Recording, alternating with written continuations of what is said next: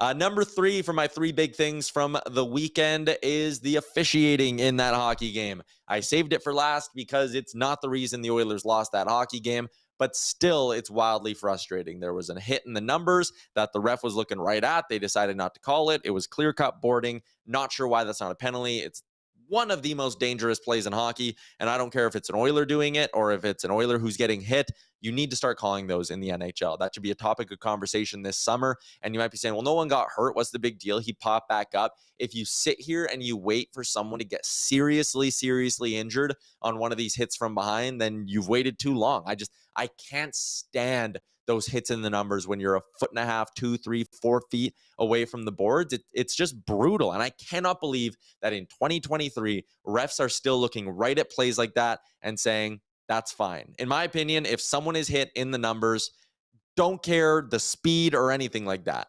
If there is a push, your arms are extended into a guy's back and you send him into the boards, you're sitting for 2 every time. It should be like high sticking. Don't care if it's accidental or not, penalty every time.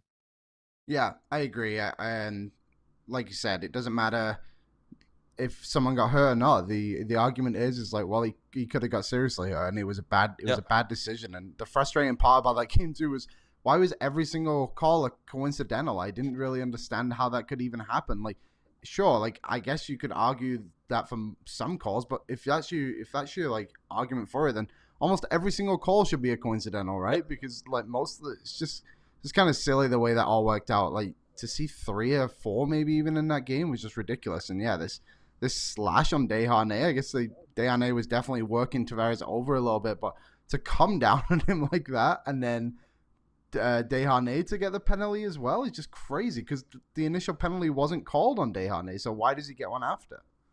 Oh, beautiful point, Liam. That is, you took the words out of my mouth. So as we're watching this play go, Desharnais not getting called.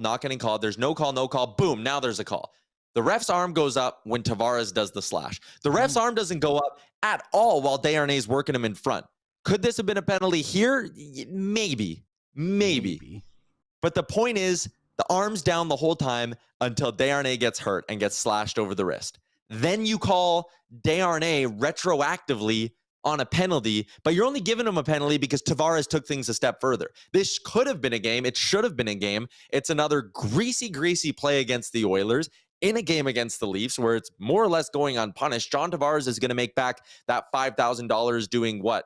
1/2 of a commercial for Canadian Tire or some bullshit. Like, it's stupid. I know it's the max they can fine him under the CBA, but that is way worse than a $5,000 fine. And going back to the officiating thing, the fact that he can whack a guy clean on the wrist and the Oilers don't get a power play out of this because what? You decided to make up a penalty on Vinny Desharnais that you weren't going to call initially? It's ridiculous. Absolutely ridiculous. Lance says, remember when Vinny two-handed Boston? Yeah, man. And I agreed with the penalty when Vinny two-handed Boston. But you know what the refs didn't do?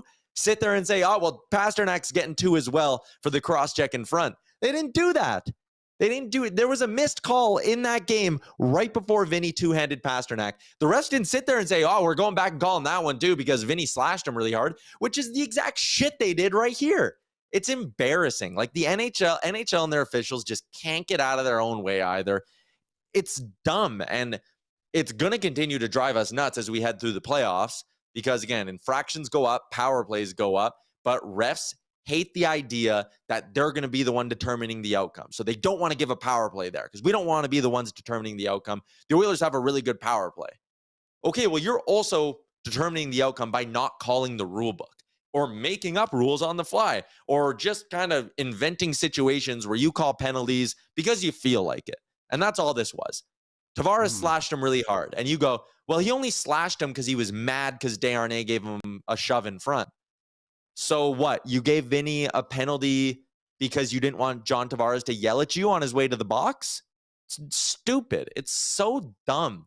And you could go back through that whole game, the amount of coincidentals. There was a dive they missed, and I know Kane was pissed off about it after the game. Michael Bunting was being a rat.